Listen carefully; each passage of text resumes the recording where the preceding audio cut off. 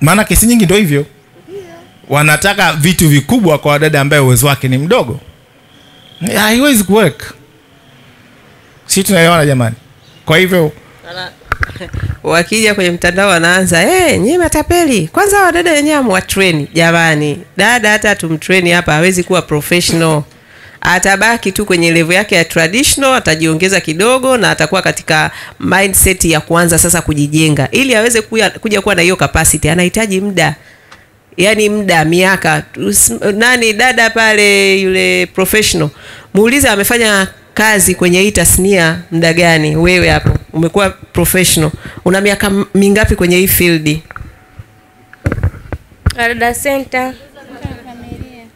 na kwenye taasisi ya Wadada Center nipo naingia mwaka wa 2.5. Sio taasisi, kwenye industry yako ya mapishi. Okay. Ya mapishi tangu 2007 2008 ndio nimesomea. Wafanye calculation nimesoma zamani. Tangu pigeni hesabu hiyo miaka mingapi? Ndio ulianza kusoma au ndio ulianza kufanya kazi? Ukiwa tayari umeshasomea? Kwa hiyo una uzoefu kwenye hizi kazi miaka mingapi jamani? 2007 mpaka sasa hivi. Kuanzia 2008 na kuendelea. Nachojaribu kuestablish hapa ni kwamba tunapokuambia huyu dada ni traditional, ni mdada ambaye uzoefu wake ni wa kawaida sana. Yaani huyu ni mtu ambaye amelelewa nyumbani kwao akiwa anafanya tu hizi kazi katika ngazi ya chini kabisa. Kwa hiyo anapokuja kwenye ajira anahitaji sasa aende taratibu akielekezwa, akifundishwa. Kwa hiyo wewe unapokuja unasema Wadada Center wanafanyia training, sio ile ya kumtransform atoke kwenye hiyo level ya traditional awe kama dada hapa ambaye ana miaka zaidi ya 10 kwenye tasnia ambayo tena ameshasomea. Sasa hawataki kuelewa hicho, wanakimbilia wadada wa bei rahisi, lakini yuko tayari sasa ana matarajio kama vile nyumba yake inaenda kuwa kama hoteli 5 star. Utasikia kwanza mwatrain hao dada wenu. Ukishasikia hivyo, ujue ni wale mabosi ambao walishazoea kuwalipa wadada 30,000, alafu anataka afanyiwe vitu vya mtu ambaye ni professional, ambaye anafanya kazi katika level za juu. Kwa hiyo hicho ndio nilikuwa nataka nisisitize hapo. Wale wote ambao wanalalamika hatuwatrain wadada, sio kweli. Wadada mnapita hapa amfanyi training, nafanyiwa. Lakini mnaona tofauti ya traditional na smart na professional, si mnaiona? Unajiona kabisa hivi viatu vikubwa, hivi sio size yangu, si ndio? Ili niweze kufika pale lazima na mimi nijipe muda, nipambane. Ndio either nifanye hizi kazi wakati niko kazini niendelee kujifunza, kwa hiyo nijifunze kwa uzoefu, au pia na mimi siku moja niende nikasome na mimi nipate ujuzi ule utaalamu wa ngazi ya juu zaidi. Lakini kwa kufanya pia ni uzoefu huo, na sisi huwa tunauhesabu kama elimu kwamba umekaa kazini muda gani. Ndio maana wadada wanaomaliza mikataba alafu wanazungumzwa vizuri na mabosi wao, huwa tunawapa promotion kwa sababu tunaamini ule mwaka mzima ni sawa na kwamba ulikuwa chuoni.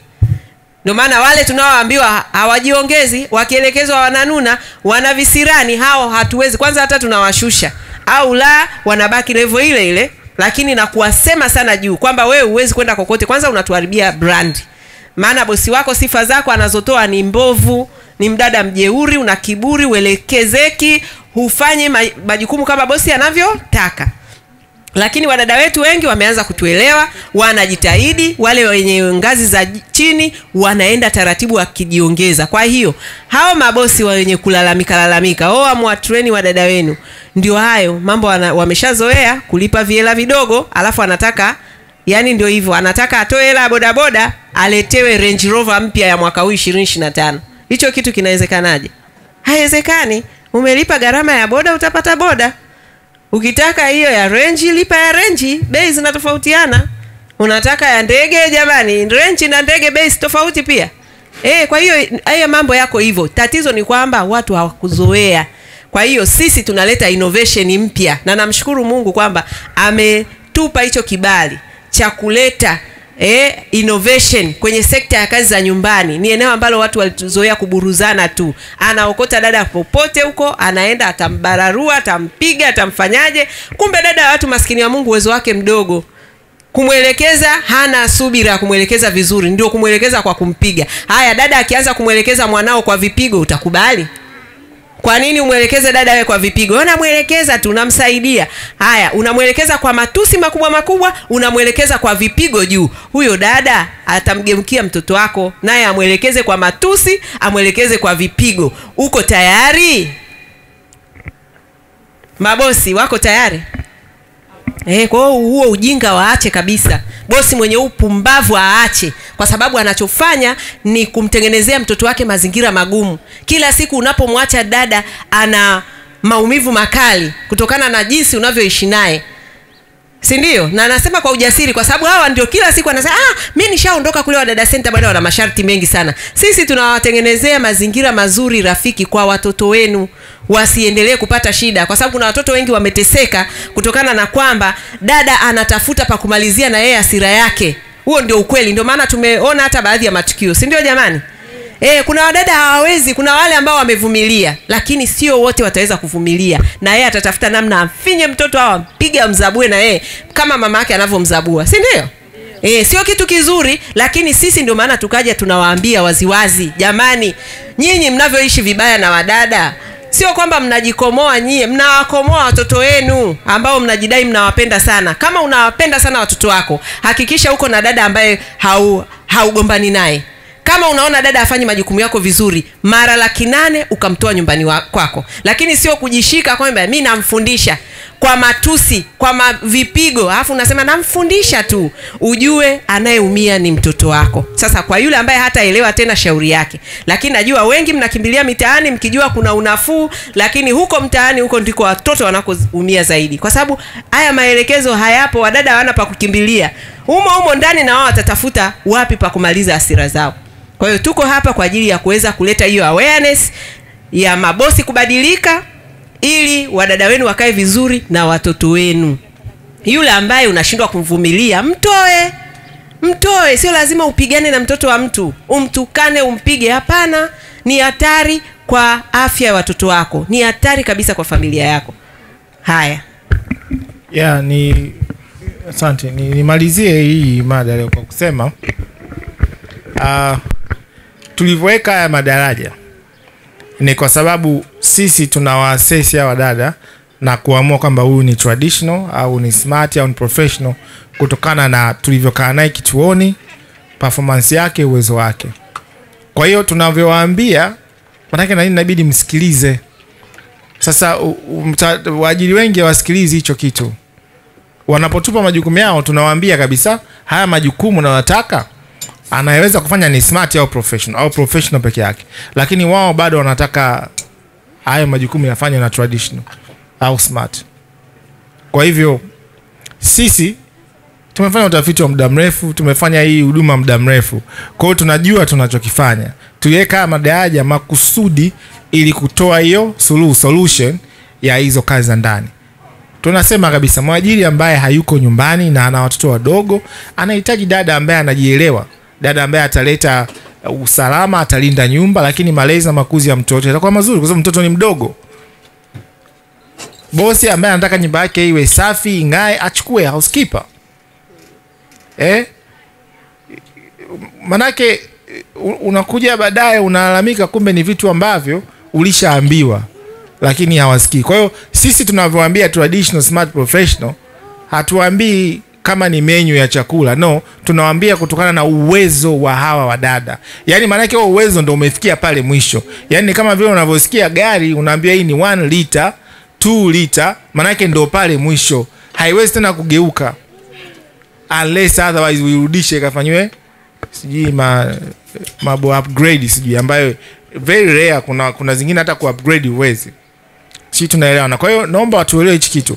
Tunapotoa easy grade, easy level za wadada ni kwa sababu tumekaa nao, tunajua uwezo wao. Kwa hiyo sasa wewe uwezi kutubishia sisi, ila utakachoweza kufanya dada utakayepewa, kama unaona hujaridhika naye tunakubadilishia, lakini usitake kutaka kutengeneza kitu ambacho hakiwezi kutengenezeka. Yaani ni kwa sababu unajua sisi kama nilivyosema tunafikiri tunajua sana, tunapenda kujua wakati kila mtu yuko kwenye sekta yake, kila mtu yuko kwenye industry yake, yuko kwenye utaalamu wake. Kwa hiyo tunaomba jamani, utaratibu wetu ufuatwe, tusikilizwe. Utakapoamua kwenda opposite kivingine, alafu ufuate utaratibu wetu, atakayeumia ni wewe na familia yako, na sasa atakayeumia ni mtoto. Kwa hiyo sisi tunaona kabisa haya mambo tunazungumzia hapa sasa hivi ya unyanyasaji, sijui wadada kukatiliwa nini, yote yanatokana na, of course kuna mabosi wanaochukua huko mitaani wadada, lakini kwa kwetu hapa ni issue kubwa kwetu ni bosi kutaka au kutegemea vitu vya juu wakati uwezo wa dada ni mdogo. Hiyo ndio inaleta frustration, inaleta changamoto, bosi anakasirika na nini, ndio inaanza kuleta hizo. Umeona? Lakini ukichukua dada kama tunavyokuambia kutokana na majukumu yako, hizo frustration zote utakuwa nazo, utakuwa unaja kutokana na dada wala kwanza kumfokea sijui nini. Sijui tunaelewana jamani. Yaani ni sawa na hivi, uchukue kisimu cha kitochi alafu unataka igeuke iwe smartphone. Hivi kweli jamani, inawezekana? Simu ya tochi inabaki tu ya tochi, iko limited, kuna vitu haitafanya. Lakini sasa hivi mabosi wana smartphone, wao wenyewe wameacha kutumia vitochi. Sasa kwa nini wadada wa kazi wanataka waendelee na vitochi? Wana majumba makubwa makubwa wadada, eti mnakoenda kufanya kazi huko ni kwenye nyumba za tembe, ni nyumba za kufagia. Si ndio? Sasa hebu fikiria bosi, hayo mabadiliko yote ambayo yametokea kwenye maisha yako. Wewe fikiria ulivyokuaga na dada wa kazi nyumbani kwenu, labda kipindi unakuwa kwenye familia yenu. Mlikuwa familia ilikuwaje? Nyumba ilikuwaje? Nyinyi kuna vitu gani vya kiteknolojia vilikuwepo? Kuna mapinduzi makubwa sana. Sasa tunataka kubadilika huko kote, hata magari. Sasa hivi magari nyumba zina magari 10, si ndio jamani? Haya yote ni mabadiliko. Kwa nini tunapowashauri kwamba hata huku kwa dada wa kazi msitake kuendelea zamani? Haiwezekani. Ndio hayo hata kwenye mambo ya wanawake, mimi nadili na issue za wanawake sana. Kwamba yani mwanamke anataka kuendelea kubaki na yale majukumu ambayo zamani yalifanywa na bibi zetu, mama zetu. Wewe ni mjasiriamali, unakimbizana na biashara, bado unataka uwai unakimbizana huko mpaka ugongwe na magari barabarani, eti unawahi kuja kupika. Kwa nini hawa watu unaoweka nyumbani wasiwe na uwezo wa kupika, ukirudi upumzike? Ni kwa sababu ya kuendelea kushikilia traditional mila zingine ambazo hazina faida yoyote, hazina tija yoyote. Kwa hiyo hata tunapowaambia chukueni wadada wenye uwezo, ni hivyo hivyo navyowaambia wanawake. Mmeingia sasa hivi kwenye harakati hizi za utafutaji, mmeshajua ule mfumo wa kizamani wa wanawake kubaki nyumbani umetubakisha kwenye umaskini. Sasa hivi mmeamua kuingia kwenye ujasiriamali. Sawa, na hata wadada wengi mnaenda kwenye familia ambazo wamama wanafanya kazi, wanafanya biashara, si ndio? Sasa kama wao wamebadilika hayo yote, kwa nini huku nyumbani anataka alete bado dada ambaye ni traditional, uwezo wake ni mdogo, alafu huyo dada aweze kuperform majukumu ya hali ya juu? Haiwezekani. Mtasema wapi training? Sio kweli. Hatuwezi kufanya hicho kitu. Huu mradi wetu uzuri ni kwamba sisi tunashare content zetu nyingi sana. Nyingi sijui kama ziko ambazo tunaziacha. Kwa hiyo ukisema hatufanyi training, sio kweli. Ni wewe tu utaki kusikiliza ushauri wetu, umeamua kufuata kile unachokiamini, alafu inapotokea sasa hujapata ulichokuwa unatarajia, ndio unaanza maneno. Kwa hiyo jamani, nafikiri hicho ndio nitaka nisisitize kwamba lazima twende na mabadiliko. Tukiamua kuchukua wadada hawa wa kawaida, angalia nyumba yako kama ina majukumu mengi, punguza majukumu. Na wewe mwenyewe pia usaidie, kwa sababu kuna nyumba ya majukumu ya wadada 2 au 3. Basi uwezo wako ni mdogo, basi shirikiana naye, sio tena umtwisha hayo majukumu yote. Ni ngumu, haiwezekani. Haya jamani, nafikiri message sent. Message sent and delivered. Sasa jamani, tuingie kwenye ile sehemu. Nafikiri imeeleweka jamani. Nafikiri ambao mtaendelea kuwasiliana na sisi waajiri wa dada, karibuni tuendelee kuelimishana, kupeana hizi. Wakati wanajiandaa kuleta chakula, ningependa tuende kwenye ile sehemu yetu ya mwisho. Sio mwisho lakini exciting kidogo. Jamani, dada wa mwezi, si ndio?